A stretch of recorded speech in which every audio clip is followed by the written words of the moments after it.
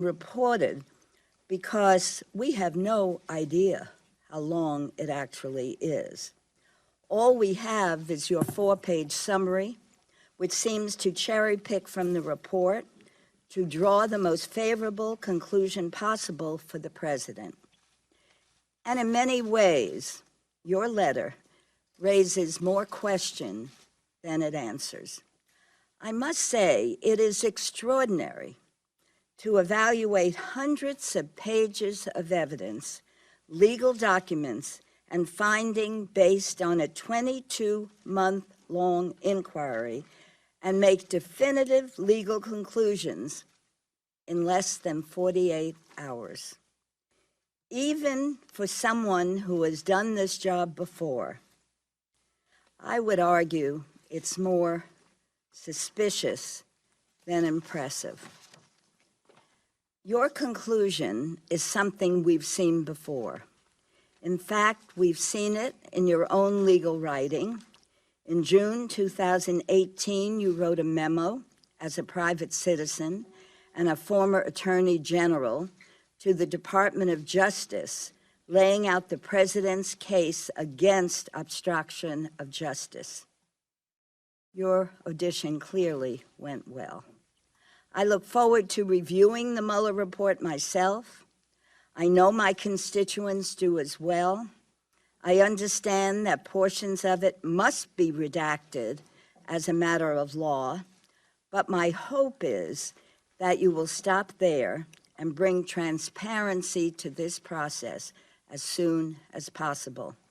The American people deserve the facts. Now, to your FY20 budget request. The request provides a significant increase for immigration judges and a modest increase for most federal law enforcement. However, it either eliminates or significantly cuts respected grant programs at the Department of Justice that really make a difference in our constituents' daily lives. For example, your request significantly decreases essential programs, including the COPS program, which advances community policing on a state and local level, would be cut by $205 million. The DNA Initiative program, which provides grants to reduce the rape kit backlog by ensuring evidence that could lead to meaningful convictions, does not sit on forgotten shelves, and that would be cut by $25 million. And the Juvenile Justice Program, which helps prevent youth crime, violence, and reduce recidivism, which would be cut by $48.5 million. These are simply unacceptable reductions. I look forward to a productive discussion today. Hope you can shed some light on how this budget request can adequately respond to the great $5 million. These are simply unacceptable reductions. I look forward to a productive discussion today. Hope you can shed some light on how this budget request can adequately respond to the grave tasks the Department of Justice and its grant programs undertake daily. Thank you again for appearing before us. I look forward to an open discussion, an honest discussion, and address the many challenges before us today. Thank you very much. Thank you. And now, Attorney General Barr, you are recognized to give your opening statement. We ask you please to try to keep it to 5 minutes, and your whole statement will be included in the record. Thank you. Thank you, Mr. Chairman, Madam Chair, and Ranking Member Adderholt. I'm pleased to be here today to present to you the President's fiscal year 2020 budget for the Department of Justice. And I'm joined here today by the Department's Chief Financial Officer, Assistant Attorney General for Administration, Lee Loftus. We look forward to discussing how our requested appropriations will help protect the safety and rights of our constituents and your constituents. For 2 fiscal years in a row, the Department has broken records for prosecuting violent crime. The department has also significantly increased prosecution of firearm offenses, and in fiscal year 2018, prosecuted more firearm defendants than ever before. As prosecutions have gone up, crime has gone down, and in 2017, after 2 years of increases, violent crime and homicide rates went down nationwide. The FBI's preliminary data for the first 6 months of 2018 show a 4.3% decline in violent crime overall and a 6.7% decline in murders and a 12% decline in robbery and burglary compared to the first 6 months of 2017. In order to continue this momentum, President Trump has requested an additional $137 million for violent crime and transnational organized crime prosecutions, as well as an additional $100 million for the Project Safe Neighborhood grants to state and local law enforcement. The department also requests $5.8 million to enhance violent crime and firearms prosecutions. Over the first 2 years of the Trump administration, we have also gained ground against the opioid epidemic, which is by far the deadliest drug crisis that this country has ever faced. The department increased the number of defendants charged with federal opioid-related crimes by 28% from fiscal year 2017 to fiscal year 2018. Prescriptions of the 7 most frequently abused prescription opioids are down more than 23% since 2016, to the lowest level in at least a decade. And over the same period, the DEA has lowered the legal limits on production of the active ingredients in these opioids by 47%. More importantly, drug overdose deaths may have finally stopped rising. According to preliminary data from the CDC, overdose deaths decreased slightly from September 2017 to August 2018. But there's a lot more work to be done. And that is why the president's budget provides for $295 million to combat the opioid epidemic, including $18.2 million for the FBI's Joint Criminal Opioid Darknet Enforcement Initiative, or J-Code, which is a team of agents that work to disrupt and dismantle the sale of synthetic opioids on the darknet. The president requests $11.1 million for 5 new heroin enforcement groups that will be deployed to DEA field divisions that have identified heroin as the first or second greatest threat in their area. The president also includes $2 million in operational funds for the National Opioid Initiative of our OCDEF program.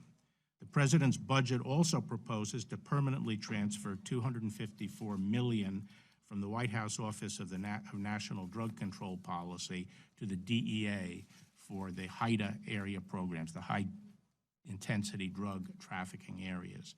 This change will eliminate redundancies by placing this program under the agency that leads our drug enforcement efforts.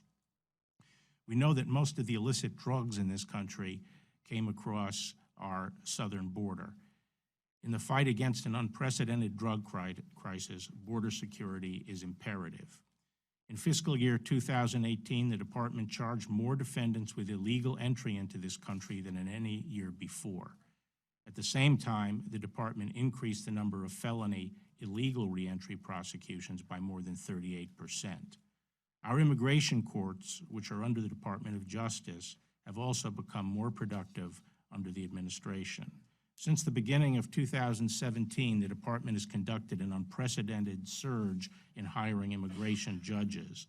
The department has hired more immigration judges under President Trump than in the previous 7 years combined. We now employ the largest number of immigration judges in history, with 46% more immigration judges than just 3 years ago. That is having an impact on immigration cases. After 8 consecutive years of declining or stagnant productivity between fiscal year 2009 and fiscal year 2016, our immigration judges have increased case completions 2 years in a row. In fiscal year 2018, immigration judges completed the most cases in 7 years. In order to continue this progress, the department requests $71 million for 100 new immigration judges and additional support staff in fiscal year 2020. This would bring the number of authorized immigration judges to 634, which would more than double the number of immigration judges on board in fiscal year 2016. Given the fact that these judges face a record-breaking 860,000 case backlog, this investment is more than warranted. And with the crisis on our southwest border, the department requests $6 million for our southwest border rural law enforcement violence crime reduction initiative, which will help law enforcement agencies serving rural areas along and near the border to fight rural crime. The department also plays a critical role in protecting our national security and combating terrorism and cybercrime, and that is why the President requests an additional $70.5 million to enhance the FBI's cyber information sharing abilities and cyber tools capabilities, as well as $16 million for our National Vetting Center. The President requests an additional $18 million for the FBI to address counterintelligence threats, particularly cyber attacks and threats from hostile foreign intelligence services. Mr. Chairman, there are many other issues facing law enforcement that we could talk about today, but the bottom line is the more than 112,000 men and women at the Department of Justice are doing important work, and we ask for your support. Thank you.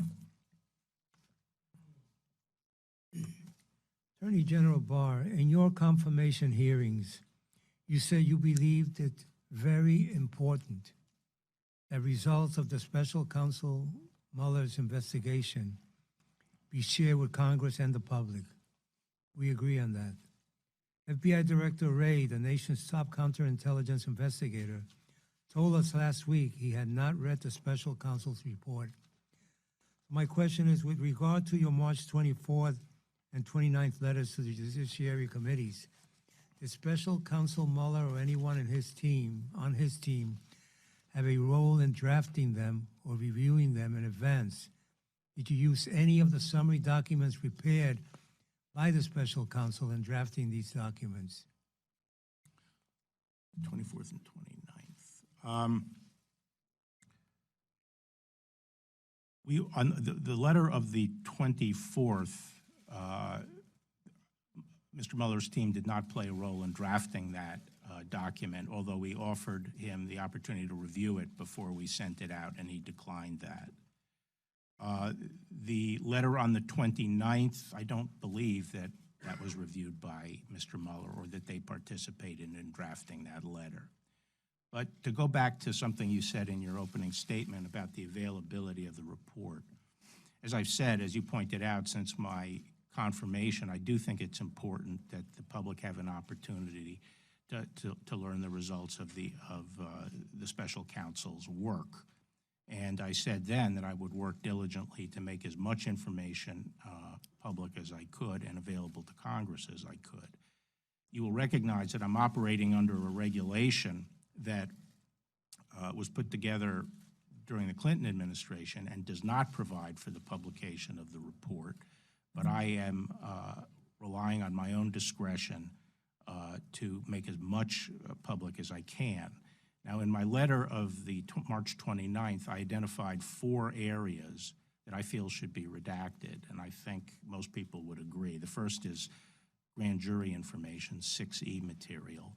The second is information that the intelligence community believes would reveal intelligence sources and methods.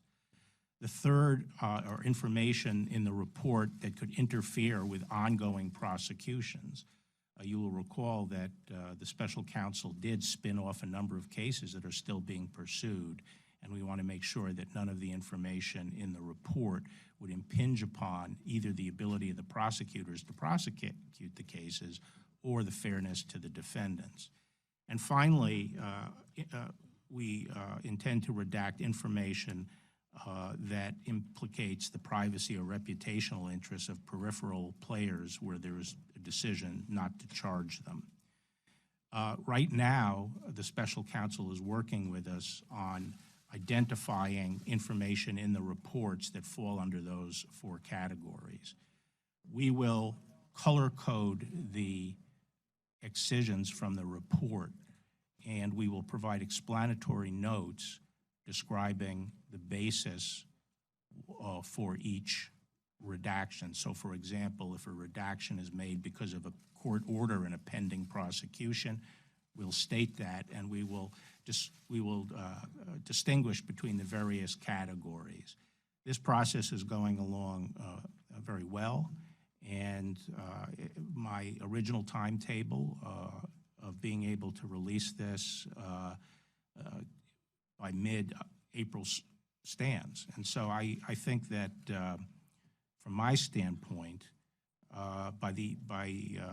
within a week, I will be in a position to release the report to the public, and then I will engage with the chairman of both judiciary committees about that report and about any further requests that they have. So let me just get one thing clear for the record. My concern during my opening statement that when you redact something, we should know what area it falls under. That you say will happen. Yes, sir. Yes, sir. Your March 24th letter indicated that some actions the special counsel investigated as potentially raising obstruction of justice's concerns had not been publicly reported. Will these actions be identified in the report sent to Congress? As things stand now, I don't think that they will be redacted, so they will be identifiable. All right. Yes. Thank you. Mr. Adderhall. Thank you, Mr. Chairman. Mr. Attorney General, as you know, there is a serious humanitarian crisis at the southern border.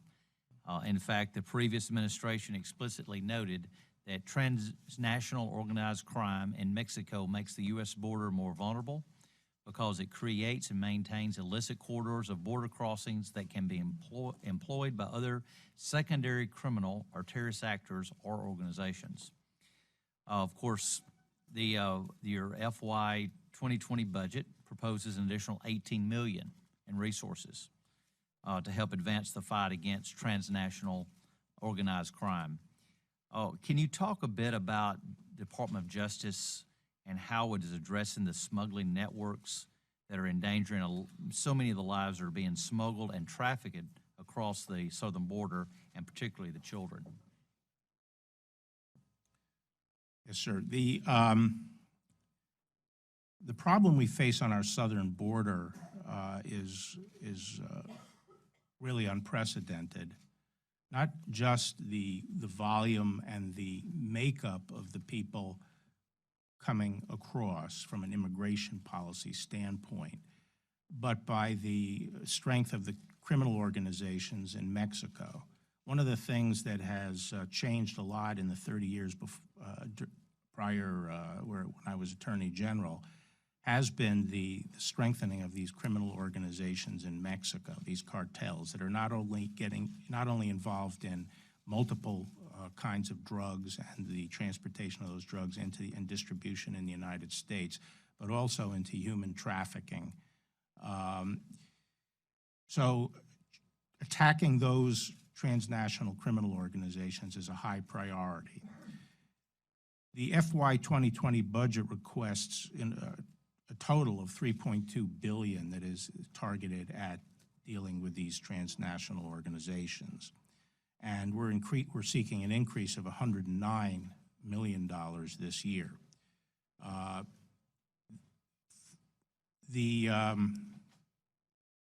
We're also seeking $29 million in programmatic enhancements, including $18 million to strengthen the FBI's ability to monitor and target the transnational organizations, and $10 million to strengthen DEA's ability to operate its judicial wire intercept program in Central America, and another $1.7 million for DEA's sensitive intelligence unit, which is targeting these groups and their illicit trafficking in narcotics. I personally believe that an important part of securing the southern border is to have a barrier system on the border. And I think that will help not only in narcotics interdiction, but also in suppressing human trafficking. And it's an important part of our enforcement. Let me switch gears just a minute. One of the most sacred rights, as you know, as Americans, is the right not to be spied on by the government. A FISA order may only be issued based on a finding by the Foreign Intelligence Surveillance Court that probable cause exists to believe that the target of surveillance is an agent of a foreign power. One of our colleagues, Representative Nunes, has referred 8 persons to the FBI for investigation concerning alleged misconduct during the Russia investigation, including the leak of highly classified material and alleged conspiracies to lie to Congress and the FISA court in order to spy on then-candidate Trump and other persons. I would hope that the Department of Justice will be giving these referrals appropriate and prompt consideration. My question is, now that President Trump has been exonerated of Russia collusion, is the Justice Department investigating how it came to be that your agency used a salacious and unverified dossier as a predicate for a FISA order on a U.S. citizen? The Office of the Inspector General has a pending investigation of the FISA process in the Russian investigation, and I expect that that will be complete probably in May or June, I am told. So hopefully we'll have some answers from Inspector General Horowitz on the issue of the FISA warrants. Go ahead. More generally, I am reviewing the conduct of the investigation and trying to get my arms around all the aspects of the counterintelligence investigation that was conducted during the summer of 2016. Are you investigating who leaked the existence of the FISA order against Carter Page? Who what? Are you investigating who leaked the existence of a FISA order against Carter Page? I haven't seen the referrals yet from Congressman Nunes, but obviously if there's a predicate for an investigation, it'll be conducted. Thank you. Thank you, Mr. Chairman. Lowey. Attorney General Barr, reports suggest that Special Counsel Mueller's report is anywhere between 300 and 400 pages long. I'd be interested in knowing how many discussions did you have with the Deputy Attorney General and other staff between receiving the report and releasing the memo? Was there discussion or debate about the evidence and conclusions? How many staffers assisted you in digesting so many pages of complex information in such a short period of time? Let me tell you what I'm getting at, that I find quite extraordinary. You received a very serious, detailed report, hundreds of pages of high-level information, weighed the factors and conclusions at length, outlined, prepared, edited, and released your memo in less than 48 hours. To me, to do this, it seems your mind must have been already made up. How did you do it? The thinking of the special counsel was not a mystery to the people at the Department of Justice prior to his submission of the report. He and his people had been interacting with the Deputy Attorney General and lawyers supporting the Deputy Attorney General in his supervision of the special counsel. And in that context, there had been discussions. So there was some inkling as to some of the thinking of the special counsel. Furthermore, on March 5th, I believe, the deputy and I met with Special Counsel Mueller and his team and had a preliminary discussion about the report. So we had an inkling as to what was coming our direction. And so even more thinking within the department was done about that over that time. That was a matter of weeks. And then when the report came, and it came approximately midday on Friday, the Deputy Attorney General and I and our staffs worked closely for the balance of that day, Saturday and Sunday. I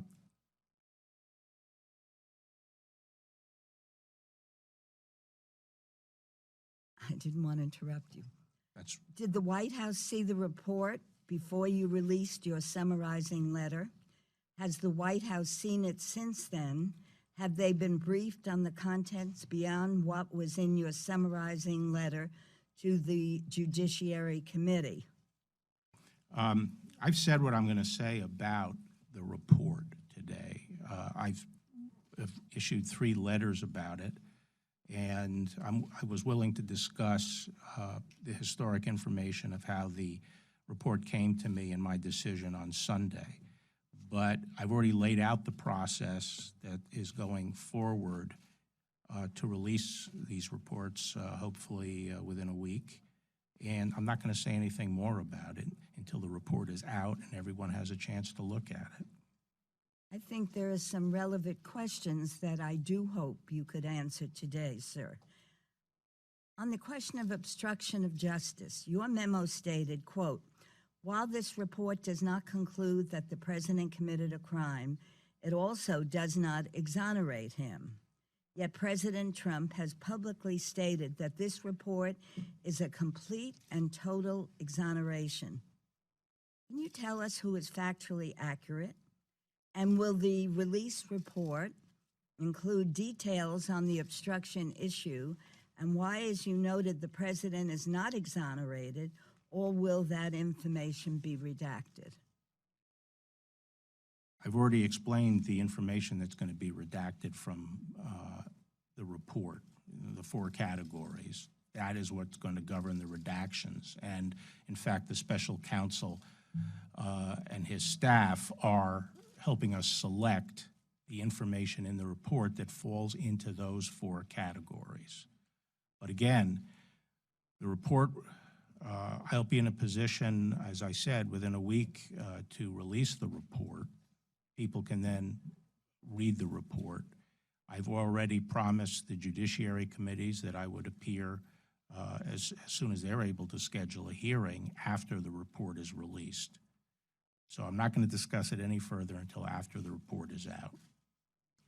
Could you just explain for us? I understand that you are going to appear before the Judiciary Committee, but in that short period of time, it is very puzzling to me that the 400 pages could have been reviewed, and the president states that this report is a complete and total exoneration. Who's factually accurate?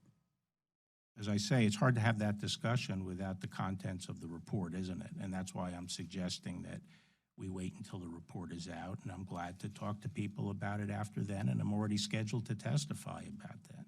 I appreciate that. In closing, I just hope that we as members of Congress are going to have the complete report and have discussions with you as to the accuracy of some of the statements.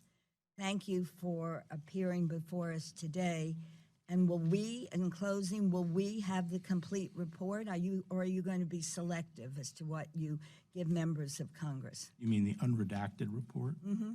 No, the first pass at this is going to produce a report that makes these redactions based on these 4 categories, and that's something that I am hoping will be available to the public. As I said, I'm glad to talk to Chairman Nadler and Chairman Graham as to whether they feel they need more information and see if there's a way we could accommodate that. Well, I do hope you can accommodate members of Congress who feel it's our responsibility to see the complete report, and I look forward to continuing the discussion. Thank you again for appearing. Thank you. Thank you. Mrs. Roby. Attorney General Barr and Assistant Attorney General Loftus, thank you so much for appearing before this committee today to discuss the President's FY20 budget request. I would like to focus on the department's efforts as it relates to sex and human trafficking. In the fiscal year 2018, the Justice Department initiated a total of 230 human trafficking prosecutions, charging 386 defendants and convicting a record 526 defendants. The department continued its successful anti-trafficking coordination team initiative, working with partners in the Department of Homeland Security and the Department of Labor. In 2018, these ACT teams saw significant prosecution results including increases of 10%, 75%, and 106% in cases filed, defendants charged, and defendants convicted.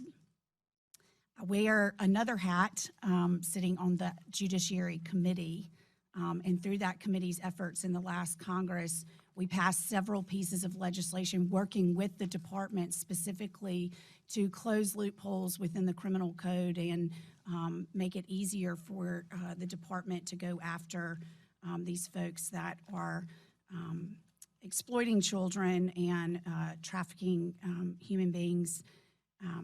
This is modern day slavery. It's important for me as a member of this committee, and I suspect every member of this committee.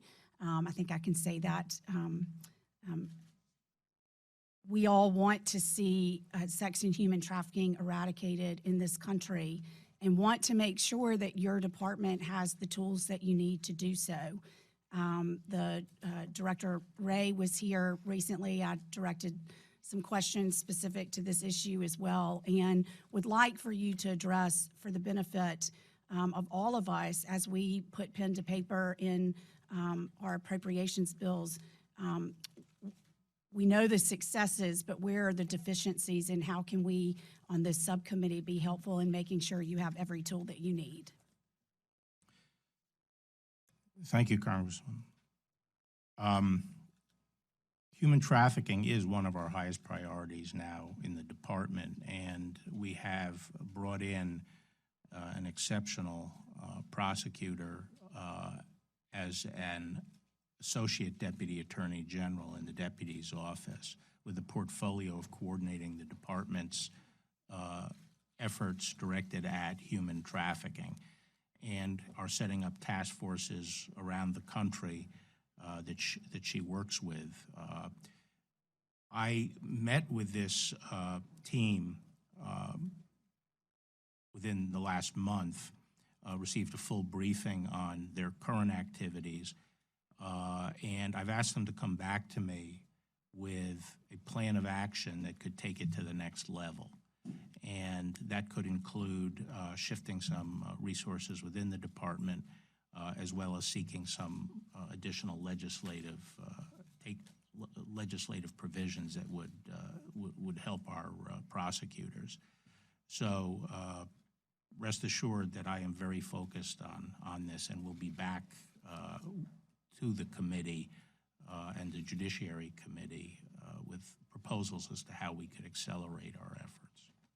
I certainly appreciate that, and I, of course, was extremely disappointed that we were able to get a package of bills through the House by voice vote, only to see them fail in the United States Senate, which I know each of those pieces of legislation would have made law enforcement's job much easier, I guess. Right. And I do appreciate, too, all of the work that you do with local law enforcement to make sure that they have the tools and the resources that they need in order to combat sex and human trafficking and child exploitation. Most children now have access to the internet, and the internet technology affords children access to vast amounts of valuable information and endless sources of entertainment.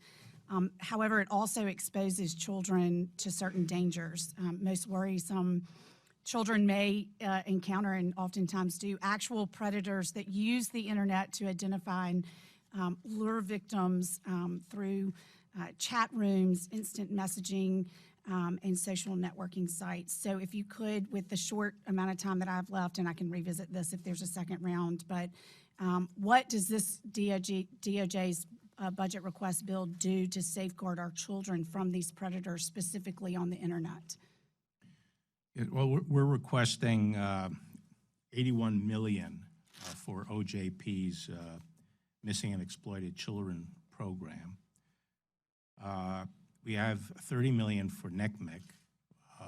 We have $30 million for the ICAC task forces, which are now operating in states. We have 81 of them operating throughout the country. And then the activities of the Child Exploitation and Obscenity Unit in the Department of Justice. So those are sort of the three pillars of our effort, and altogether it's approximately $90 million. Thank you. I yield back. Thank you, Mr. Chairman. Thank you. Mr. Cartwright. Thank you, Mr. Chairman. Thank you, Mr. Attorney General, for appearing before us today. I have understood for quite some time now that there are those in this country whose favorite pastime is attacking health care. But your decision as our new Attorney General to throw the weight of the United States Department of Justice behind an effort to get the federal courts entirely to invalidate the Patient Protection and Affordable Care Act as unconstitutional is breathtaking. It's unbelievable. It stands out, your decision does, for its breadth, its scope, its recklessness, and its lack of legal justification to invalidate the Patient Protection and Affordable Care Act. If your efforts are successful, millions of Americans would lose their health care. Tens of millions of Americans would see the premiums for their coverage skyrocket. One of our Republican colleagues in the Senate, Senator Collins, put it best when she wrote to you last week. Her letter was dated April 1st. Did you get her letter? Yes. Okay. And you saw that she wrote, your decision to pursue this course of action in the federal courts puts at risk not only critical consumer protections, such as those protecting individuals suffering from pre-existing conditions, but also other important provisions of that law, such as the Medicaid expansion, dependent coverage for young adults to age 26, coverage for preventative services, and the regulatory pathway for FDA approval of biosimilar drugs, unquote. The Department of Justice's refusal to defend our law, the Patient Protection and Affordable Care Act, is distressing because of the harm that it poses to the physical and financial well-being of millions of Americans, and also because DOJ's refusal appears to be driven by political considerations rather than health care policy discussions or sound legal arguments. Attorney General Barr, you're not a health care policy expert, but your department is taking the lead on attempting a massive overhaul of our American health care system. So I want to make sure we agree on a few of the top line facts. And let's go through a couple of quick yes or no questions at the outset. Number one, have you conducted or viewed an analysis to evaluate the effects of DOJ's litigation position to overturn the ACA, the effects on consumer costs and coverage? Have you done that analysis or have you reviewed one? Well, when we're faced with a legal question, we try to base our answer on the law. On the law. So the answer is no. And here's the thing. I can't imagine that you would take that kind of a drastic action without even trying to evaluate the consequences for the American consumers, the people using the health care, the people for whom these premiums are paid. But let's start the process of thinking through that. In the event that the law if you're struck successful in this lawsuit that you're supporting and the entire Patient Protection and Affordable Care Act is struck down, millions of Americans who currently receive health insurance coverage under the law are at risk of losing that coverage. Am I correct in that? I think the president has made clear that he favors not only pre-existing conditions, but would like action on a broad health plan. So he is proposing a substitute for Obamacare. The one that's going to come after the next election, you mean? The one that will come down if and when. Well, let me be the one to inform you, should the law be struck down, millions of people who get their coverage through the ACA marketplace would lose their coverage, and tens of millions more would see their premiums skyrocket. In addition, if you're successful, 12 million people nationally and 750,000 people in my home state of Pennsylvania who have coverage under the Medicaid expansion would also likely lose that coverage. Am I correct in that, sir? Do you think it's likely we are going to prevail? If you prevail, well, you're devoting scarce resources of your department toward that effort, are you not, Attorney General?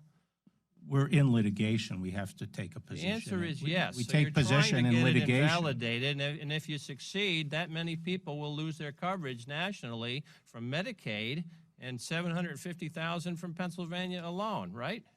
I'm just saying that if you think it's such an outrageous position, you have nothing to worry about. Let the courts do their job. If you, well, my time is out. We'll come back to this. Yield back, Mr. Chairman.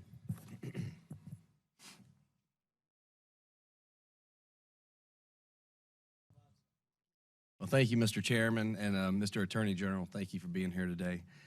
For a couple of years at the end of the Obama administration, violent crime in America started to tick up.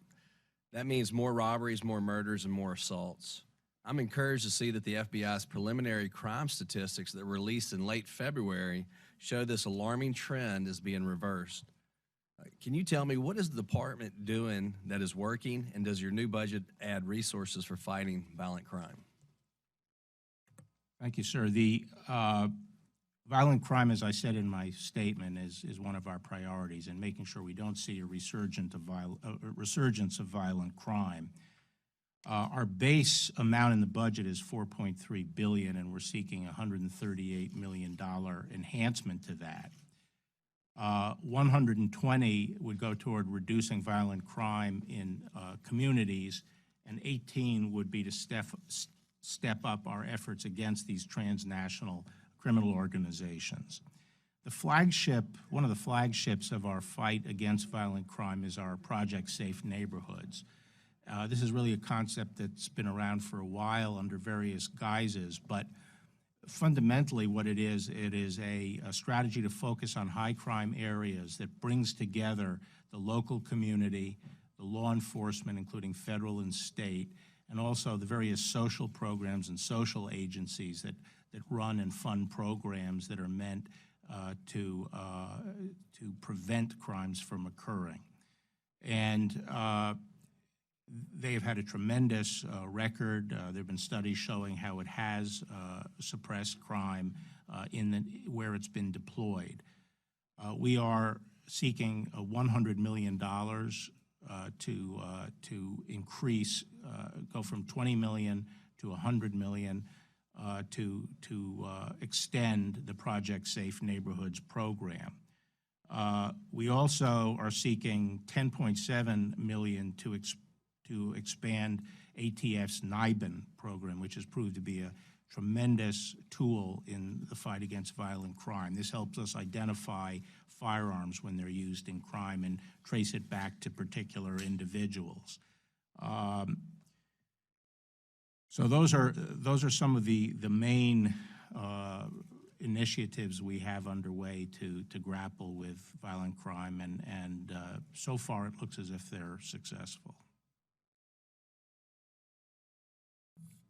I definitely agree. Our local police chiefs and sheriffs really support the Project Safe Neighborhoods, and it's a great program with a high return on investment for helping reduce gun and violent crime in our communities.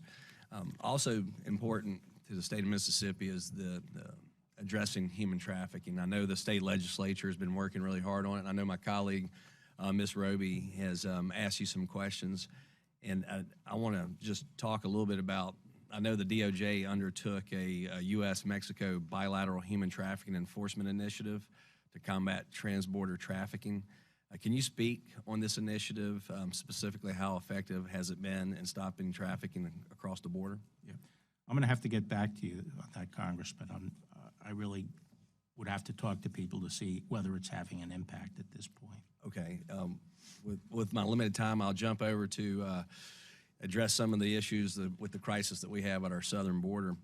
I know we have a immigration case backlog. There are over 820,000 immigration cases pending nationwide. With the past 12 consecutive years seeing an increase in the number of cases. This year's budget request includes an additional $72 million to hire 100 new immigration judges. In your testimony, you mentioned that additional reforms are necessary to manage the backlog of cases. What reforms does the Department of Justice need to manage the case backlog, and what can Congress do to help you better manage the backlog? Right. On Inauguration Day, there were 306 immigration judges. Today, we have 424. One of the problems we had was the long lead time of hiring these judges, which we've now cut from 2 years to 6 months. So it only takes 6 months to onboard a judge. Currently, there are 534 slots authorized, and we're asking for 100 more slots. So we'll be going up to 634 if that's approved. The backlog, however, we're not making progress right now against the backlog. Our productivity is increasing so that, for example, in the first quarter of this year, 19,000 cases were completed. However, during that same time, 26,000 new cases emerged. So we actually lost ground in the first quarter. As we bring on more judges, we're hoping that we're actually going to start working down that backlog. But until we can get some control of the inflow, we're not going to be able to work down that backlog. And the inflow is a function of a number of factors. The problems with the asylum laws and applying the asylum laws is one of the chief factors, the fact that they can be gamed, and when people are then released, the catch and release situation, so when people are released into the country and never show up again, that prospect is what's drawing people up from Central America, and also the fact that so many children are now included in that population. So we need to have reform, as the President has said repeatedly, we need to have reform of the immigration laws, and we need to do all we can to discourage people from making the journey up to the United States by mechanisms such as a border barrier system.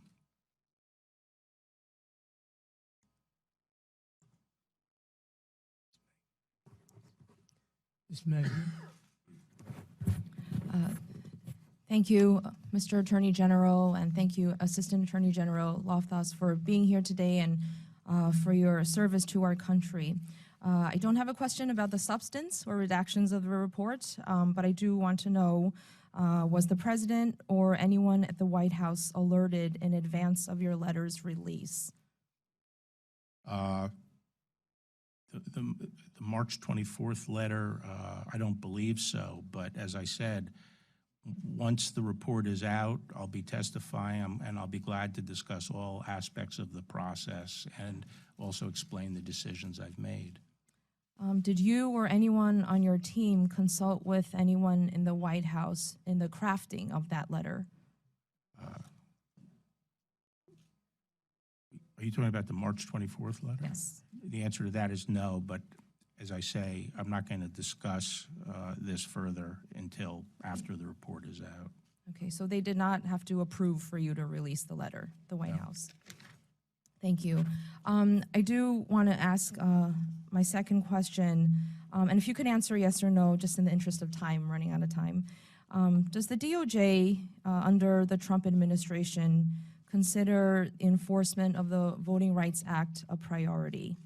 Chief Roberts himself has stated that voting discrimination still exists. No one doubts that. Yes, we do. We consider voting rights a priority. Has the DOJ, the Civil Rights Division, brought any cases under the Trump administration to enforce Section 2 of the VRA? No. But I would point out that during the first 4 years of the Obama administration, one case was brought, so. Well, according to your website, the Department of Justice, under Obama, both President Bush's and President Clinton had brought at least over 30 cases in enforcement of Section 2 of the Voting Rights Act. Secretary Ross credits the Department of Justice's need to enforce Section 2 of the Voting Rights Act for the reason why a citizenship question is needed on the census. The DOJ has been enforcing the Voting Rights Act for over 50 years without the need for a citizenship question. What are your thoughts on that? My thoughts are that it's being litigated right now, and I think oral arguments on April 23rd, so I'm not going to discuss it. Okay. I wanted to also ask about zero tolerance policy. Do you agree with your predecessor's zero tolerance policy memorandum issued last year, April 2018? Well, there's a lot of misunderstanding about the zero tolerance policy. The zero tolerance policy is that the department would prosecute cases that are referred to the department. And the thing that caused family separation was the referral of cases to the department that involved families with children. The administration, the president has put out an executive order, I believe, saying that that DHS is not going to follow that policy. And as far as I know, we are not getting referrals of that type. But the general proposition that the department will prosecute cases that are referred to it stands. Well, according to an article in the New York Times yesterday, President Trump has been pushing to restart this practice of separating parents from their children. The term binary choice policy has certainly been getting traction. Is that something that you support? I haven't heard that. You haven't heard that? No. Okay. We can submit articles to your office. Are you aware of research showing that separation from initial stages to ongoing and long-term is devastating and detrimental to children's health and development? I'm sorry, could you repeat that? Are you aware of any research that shows separation of families and children are detrimental to their health? I mean, I haven't reviewed that research, but as I said, the president has already put out an order stopping the separation of families. So would you enforce and put forth policies of new discussions that have been happening about President Trump wanting to restart this separation practice? All I can say, I personally, sitting here, am not familiar with those discussions. Would you support continuation of separation of families? I support the president's policy, which is we're not going to separate families. So you support that we will not separate families Yes. anymore? Thank you. I yield back. Mr. Graves. Thank you, Mr. Chairman. Attorney General, thanks for being with us. And, I'll just remind the committee, we've heard a lot about the Mueller report today. 22 months of investigation, 2,800 subpoenas, $25 million from taxpayers, 500 witness interviews, 19 lawyers, 40 FBI agents, and who knows how many warrants. And the conclusions were simple. No collusion, no obstruction. I remember when the first letter was released, and there were a lot of complaints then, Attorney General, that you weren't releasing the summary soon enough. And then here today, I hear it was too hasty, too quick. So now you've had time to review, your team's had time to review. You've indicated maybe within the next week we'll get the report released. So for the committee, is there anything new you've seen since the review of the entirety of the report that would change your conclusions? No, Congressman. As I explained, my March 24th letter was meant to state the bottom line conclusions of the report, not summarize the report. And I tried to use as much of the special counsel's own language as I could. But they were just stating the bottom line conclusions, and there's nothing to suggest to me that those, that those weren't. No collusion, no obstruction. It's over. It's done. It's over. Well, the letter speaks for itself. I thought it did too. Well, I'll shift in a second because members of Congress have said they intend to ignore the public redactions and leak the full report. Would that give you pause if that were to occur? Someone's going to leak the full report? That's what that's that what would be members of Congress have unfortunate. been saying. Well, that would be unfortunate because, there's grand jury information in there that under the law has to be redacted. We've heard members of this committee today say that the American people deserve to see the full report. And so even members of this committee have indicated that. The chairman of Judiciary just this weekend said that, this is Chairman Nadler, certainly some of it would not leak publicly, that he has discretion And the committee has a very good record of protecting information which it decides to protect. So, General Barr, under federal law, does a member of Congress have the power to arbitrarily decide what portions of the special counsel's report they might release, redacted or not? Well, not if it violates the law, and we believe 6E does apply to members of Congress. So, you know, it's interesting because this whole mechanism for the special counsel, as I said, was established during the Clinton administration in the wake of Ken Starr's report. And that's why the current rule says that the report should be kept confidential, because there was a lot of reaction against the publication of Ken Starr's report. And many of the people who are right now calling for release of this report were basically castigating Ken Starr and others for releasing the Starr report. I have already said that I think the situation here requires me to exercise my discretion to get as much information out as I can, and I think these categories, I think most fair-minded people would agree, are things that have to be redacted. Right. And I guess just thinking about the chairman of judiciary, if he were to release, or any member of Congress were to release the full report or redacted portions of the report, are they in compliance with law or in violation of the law? And I don't want to speculate about all the circumstances that would be involved. I don't intend at this stage to send the full unredacted report to the committee, so I'm not sure where he would get it. Okay, and then just if he got it directly from the council, that would be unfortunate. I doubt that would happen. a quick question about subpoena. I'm not on the Judiciary Committee. My understanding is, though, they've issued a subpoena to you to release the full report. Would that put you in violation of federal law? If you were to comply in the with current the subpoena? situation, I don't think I have the latitude to release 6E material. As to the other categories, as I said, I'm willing to discuss those with the judiciary committees.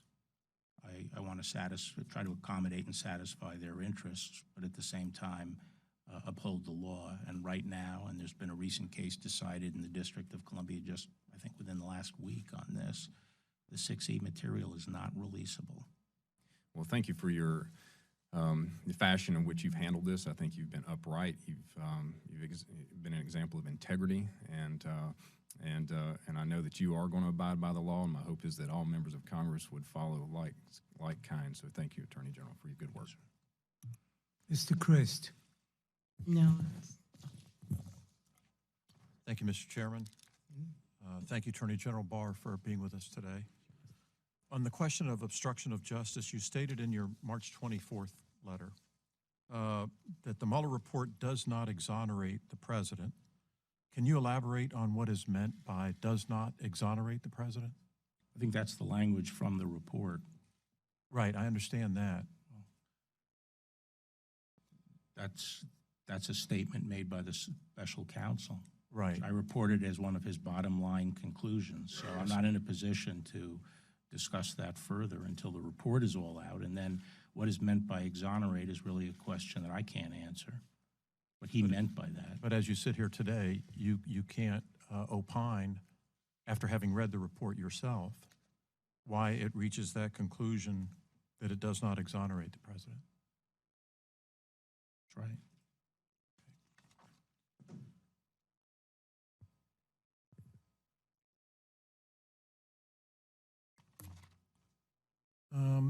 Reports have emerged recently, General, that members of the special counsel's team are frustrated at some level with the limited information included in your March 24th letter, that it does not adequately or accurately necessarily portray the report's findings. Do you know what they're referencing with that? No, I don't. I suspect that they probably wanted, more put out. But in my view, I was not interested in putting out summaries or trying to summarize, because I think any summary, regardless of who prepares it, not only runs the risk of, being under-inclusive or over-inclusive, but also, would trigger a lot of discussion and analysis that really should await everything coming out at once. So I was not interested in a summary of the report. And in fact, at the time I put out my March 24th letter, there was nothing from the special counsel that wasn't marked as potentially containing 6E material, and I had no material that had been sanitized of 6E material. So I felt that I should state the bottom line conclusions, and I tried to use Special Counsel Mueller's own language in doing that. Yes, sir. Yep. I'm curious, did you feel that there was an obligation upon you or your office to prepare this four-letter overview, if you will, rather than summary, rather than having the special counsel's team do it themselves? Why did that happen, I guess, is what I'm trying to find out. It happened because the special counsel was providing the report to the Attorney General, and I was making the decision as to whether to make it public or any part of it public. In my judgment, it was important for people to know the bottom line conclusions of the report while we worked on the necessary redactions to make the whole thing available. Let me ask Yeah, them. unfortunately, that's a matter of weeks, and I don't think that the public would have tolerated, and Congress would not have tolerated, at least knowing the bottom line. And, as you know from your own experience, from a prosecutor's standpoint, the bottom line is binary, which is charges or no charges. Indeed. Did you contemplate having the special counsel's office help you with the preparation of your March 24th letter, or did you? We offered to have Bob review it before putting it out, and he declined. I didn't ask you about reviewing. I asked if you thought about having them help prepare the March 24th letter. I mean, they did the I didn't report think after about all. it. No, I didn't think about it. Why not? Because it was my letter.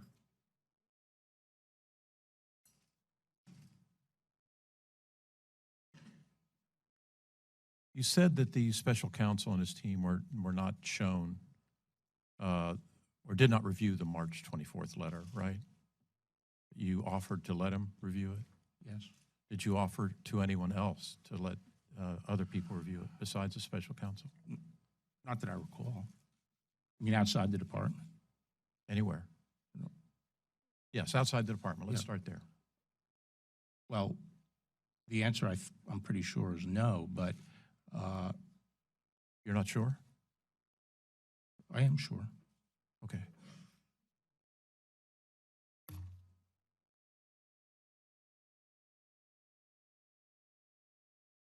think I'll yield. I only have 15 seconds. Thank you, General.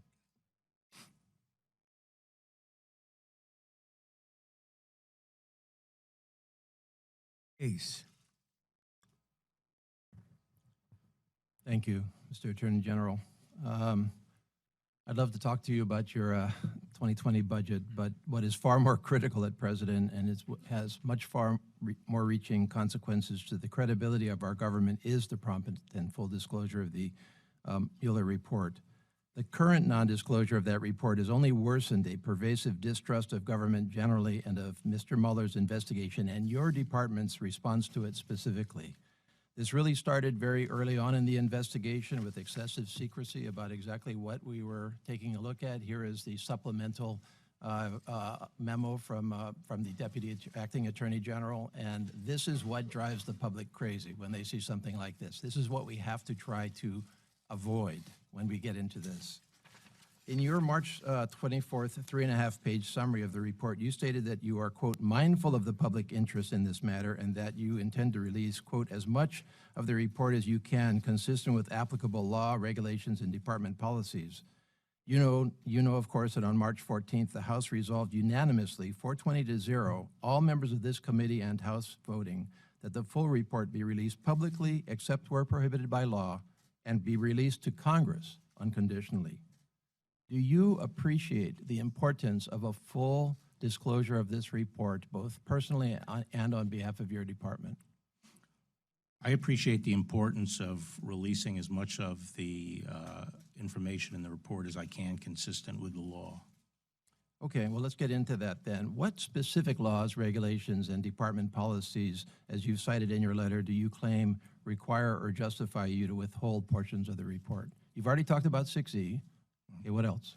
Well, as I said, there are 4 categories of information that are being redacted. I understand that, sir. Okay, And one of those you categories. asked what else. The other one is we've asked the intelligence community to identify any information that could reveal intelligence sources and methods. Okay, but what authority do you have to state that you have discretion to withhold?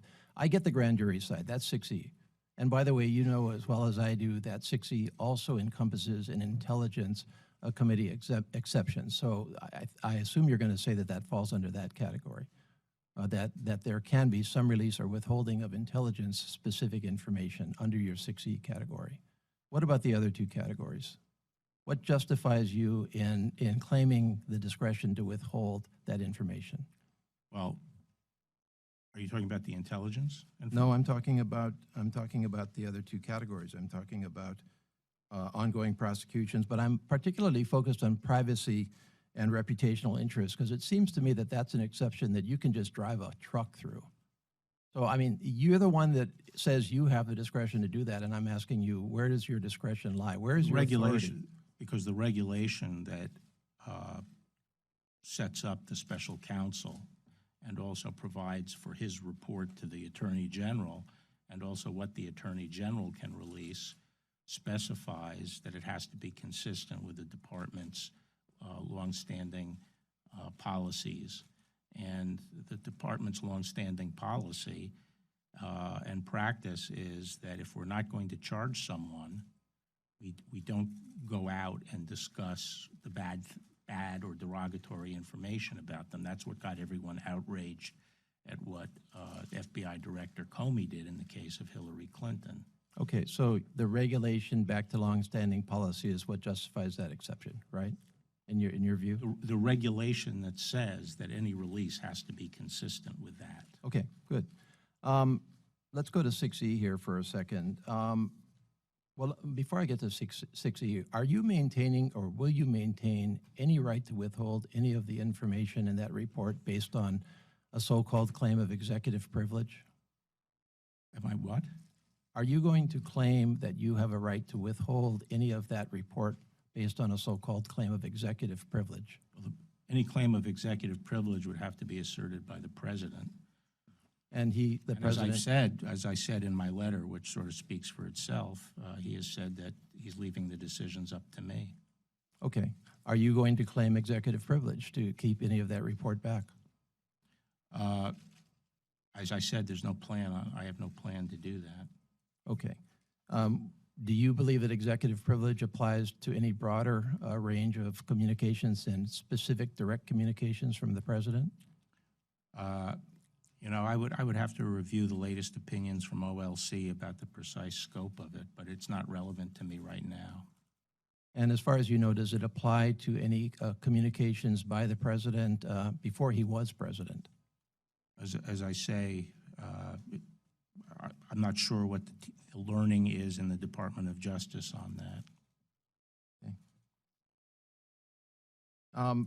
You're aware that that there are exceptions under 6E under which you can, in fact, disclose grand jury material. Some of those are within your discretion, but many of those are subject to a ruling of a court, correct? What are they? Well, there's 6E, there's 5 exceptions in 6E that allow you to go to court to ask the court for permission to release those. It's up to the court to decide whether to release. Are you intending to go to court to ask for guidance and or direction and or an order where you are uncertain whether you can in fact release or should in fact release materials? Oh, but I mean, the chairman of the Judiciary Committee is free to go to court if he feels one of those exceptions is applicable. The right is yours to ask for these exceptions. Why do you say the right is mine? Because you are the exercising authority under 6E. Yeah, but I think if the chairman believes that he's entitled to receive it, he can move the court for it. Well, I'll come back to this. It's your right to ask. So I'm asking, what is your intention? My intention is not to ask for it at this stage. I mean, if the chairman has a good explanation of why 6E does not apply and his need for the information, I'm willing to listen to that. As I say, my first agenda item here is to get the public report out, what can be gotten out publicly. That's going to be within a week. So My I will time's up. discuss. I'll come back. I'll discuss these issues in greater detail after that occurs. Ms. Lawrence. Thank you, Mr. Chair. Attorney General, according to recent reporting, the Trump administration is pursuing far fewer civil rights cases, including hate crimes, police bias, and disability right cases than the Obama or Bush administrations.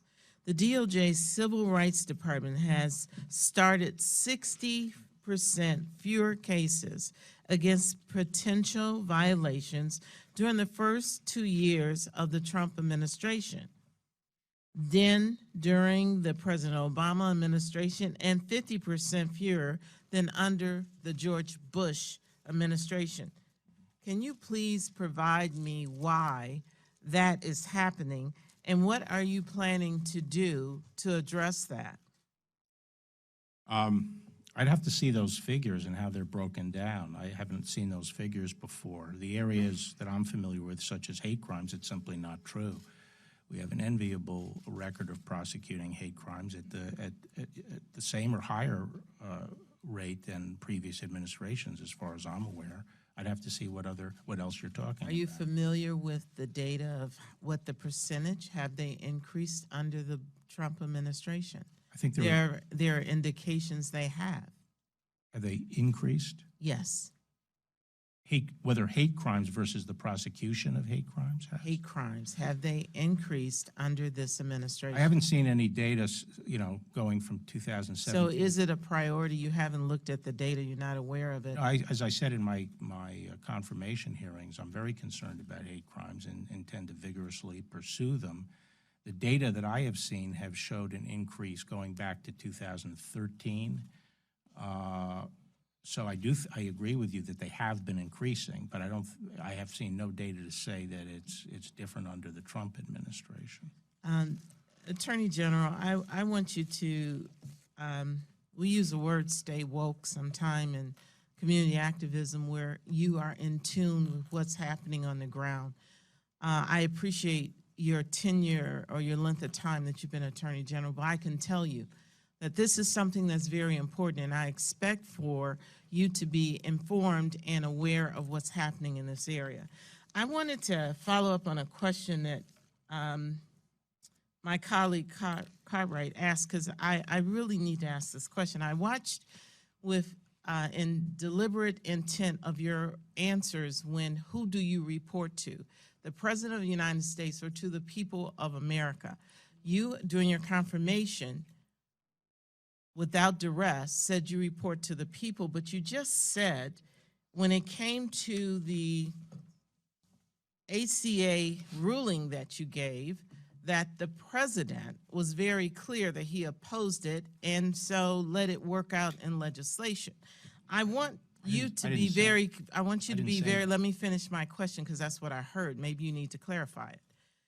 I want you to explain to me, do you understand your role when you issue a statement abolishing Affordable Care Act, that you, as the Attorney General of the people of the United States, have a responsibility to understand and support that decision, not based on the policy of a president of the United States.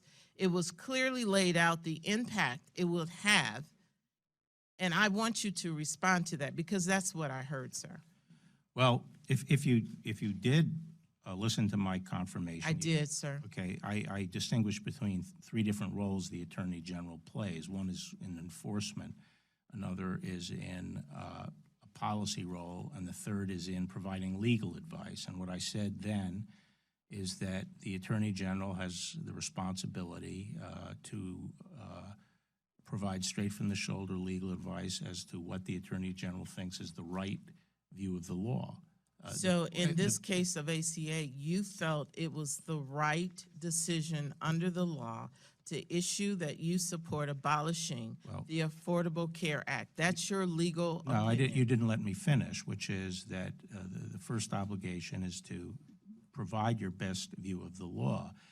If the president or your executive branch agencies that you're representing and have are stakeholders in the issue disagree with that advice and want to pursue a different position, then the Attorney General litigating on behalf of the United States should take that position if it's reasonable and a defensible legal position, even if it's not the position that the Attorney General would take if the Attorney General was a judge. That's the position I stated at my confirmation hearing. So, also, so that we can be clear, sir, what you're saying is that if you disagree with the president, if your legal experience and your expertise doesn't agree and your president says something different, you're obligated to agree and enforce what the president says. Is that what you're telling me as the Attorney General of the United States of America?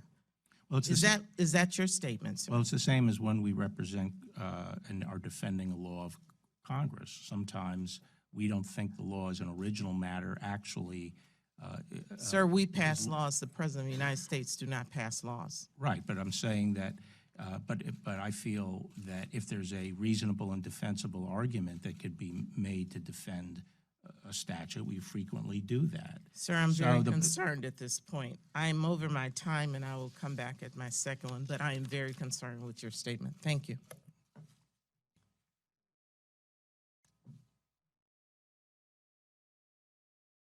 So, Attorney General, in your testimony, you said violent crime has declined since 2016.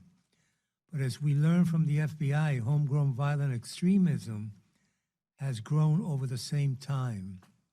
What priority and resources have you included in the 2020 budget to counter such violent extremism? I don't think we break out. Maybe you can help me, Lee. I don't think we break out the budget targeting that particular category of offense. We do not have a separate category for violent extremism, but we do pursue all matters of violent crime together. And we have the $138 million and 135 new positions for our violent crime efforts. In the FBI, we're adding 47 new FBI agents to the FBI for a variety of new initiatives, and among them is the FBI's work on violent extremism. Okay, it's important for this committee to know at a certain point how many folks will be assigned to this or how many dollars will be assigned to it, because it is an issue that concerns all Americans, I believe, and we need to deal with it in a proper way. Yes, Mr. Chairman, but you know, the people who are on the watch for this kind of thing, whether they be FBI agents or U.S. attorneys pursuing potential cases, are the very same people that would also be looking at other forms of terrorism potentially. So it's hard to allocate exactly the dollars by that category. But, you know, obviously it is a serious issue, and it's one that the FBI devotes a lot of effort to. Well, as long as we know that the department, the agency is looking at it, is dealing with it, is taking it seriously, we can then work together on it. That's the easier part. Mr. Chairman, if I can add a bit more, we do have in the FBI's budget this year, we have the $16 million for the FBI's participation in the National Vetting Center with other federal entities, and that helps the FBI look closely at individuals who may be coming to the United States.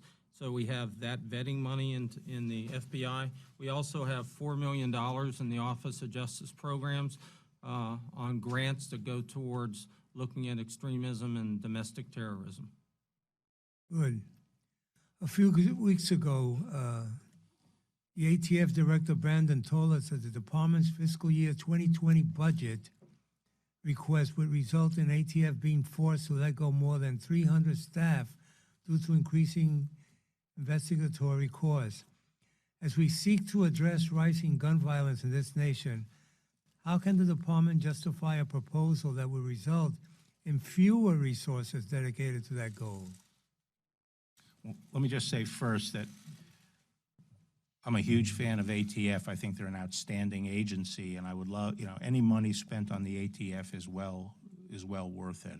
One of the common themes I hear from U.S. attorneys is how valuable the ATF agents are, and their technology is just outstanding in helping to deal with gun violence and violent crime. Now, I am told that the statement made by Mr. Brandon was actually based on faulty information, and we don't think that it would lead to we are asking for more money for ATF, and we don't think it would result in fewer agents, but Yeah. maybe Lee could help me with that. Sure. So I think very highly of the ATF chief. I've known him for years. We've worked together very, very closely. We took a hard look at his budget. This year's budget will increase ATF by 3.9%, actually just about 4%. It does have increases for ATF. If you look back over the last 3 years, we've given an 8.7% increase to ATF. So we do think ATF is important. We are trying to support ATF. I know the ATF chief is very concerned about his agency. His budget is susceptible to absorbing inflationary increases, and if the pay raise isn't funded or if his rents or contracts go up, he's very concerned about that, and he's worried that it'll translate into a loss of staff. I can tell you that we have looked at this year's budget, though, and at the 4% increase we're asking for, we don't think that translates into loss of hundreds of staff. And our commitment is that we want to work closely with ATF, make sure they have what they need. As the Attorney General says, any resources ATF receives, I think, will be put to very good use. But we're committed to working closely with the ATF folks to make sure they make it through the year. And again, a 4% increase on this budget we think is a strong request for ATF, strong request for their NIBIN system, the $11 million for that. There's $4 million for their Spartan case management system. So we are trying to stand behind ATF in this budget. Well, I would hope that you can get this issue resolved in terms of letting us know what really is going on, because as we put together the bill, and that will happen pretty soon, I need to be able to go to this young woman on my right and tell her I need more money or for certain agencies. And we can't do this if they're saying they're going to lose over 300 folks and you'll say they're not, or that it's not. We need that picture cleared up. Absolutely, and we'll help you. Thank you. Ms. Sadaho. Thank you, Mr. Chairman. And of course, the Department of Justice has submitted almost $30 billion of taxpayer dollars to use, and I want to remind my colleagues that is what the purpose of the Attorney General being here today is, to talk about that $30 billion that's of taxpayer dollars going to be used. And unfortunately, I see so many of the questions here this morning have gone toward a grassy knoll conspiracy theory regarding with the Mueller report. So I hope we can focus on the questions of having the Attorney General giving him his time this morning to be here to answer these questions regarding the budget. As you know, General Barr, the DNA forensic science can speed the prosecution of the guilty, protect the innocent from wrongful prosecution, and exonerate the wrongfully convicted. Mr. Loftus, as in prior years, the DOJ is proposing to use the fund available under the Debbie Smith program for DNA analysis and capacity enhancement, along with, quote, other local, state, and federal forensic activities. So long as sexual assault kit backlogs persist, I believe it's important that this funding be focused on DNA analysis and capacity enhancement. What are some of the, quote, other local, state, and federal forensic activities that are funded under this authority? The National Institute of Justice, which is inside OJP, funds a program that strengthens the medical examiner and coroner systems within our country in a variety of ways, supporting forensics pathologists. And there's an alarming shortage of pathologists across the country. Opioid crisis has created a additional strain due to overdose deaths. So one of the focuses of our grant money today is on medical examiners and coroners. We also provide grants directly to forensic laboratories to encourage their research. And the focus of the grant is to make sure that they have all the tools they need to have effective forensic testing, and that has a real impact on the DNA backlogs across the country. If we can help them with their technology, we can really reduce the backlog. So that's one of our key things we are focused on.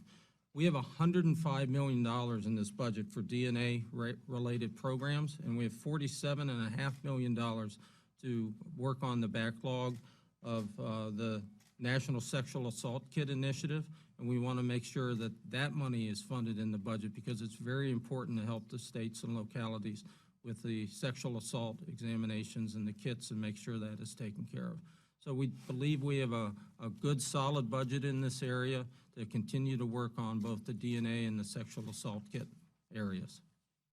Let me switch over just a minute to opioids. Of course, that epidemic continues to ravage communities in my home state of Alabama, and I know you realize that fentanyl is 50 times more potent than heroin, and overdose deaths are on the rise with fentanyl.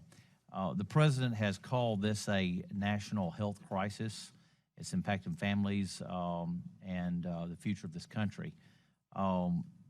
What would you say are some of the most significant actions that the Department of Justice has taken to curb the deadly opioid epidemic that's plaguing the country currently? The whole, just fentanyl or the whole opioid? Well, you know, both, or you know, either one that you want to address. Fentanyl, there's recently been a development. As you know, most of the fentanyl and fentanyl analogs come from China. And the Chinese have agreed to schedule all fentanyl and fentanyl analogs, which would make enforcement much easier in China. And we would like to see a comparable action here taken in the United States to allow us to schedule fentanyl, keep fentanyl on the schedule, and all analogs of fentanyl. That's a very important step. Now, whether the Chinese action, they actually deliver on it from an enforcement standpoint remains to be seen, but it's something we've been asking them to do, and we're very pleased that they've done it.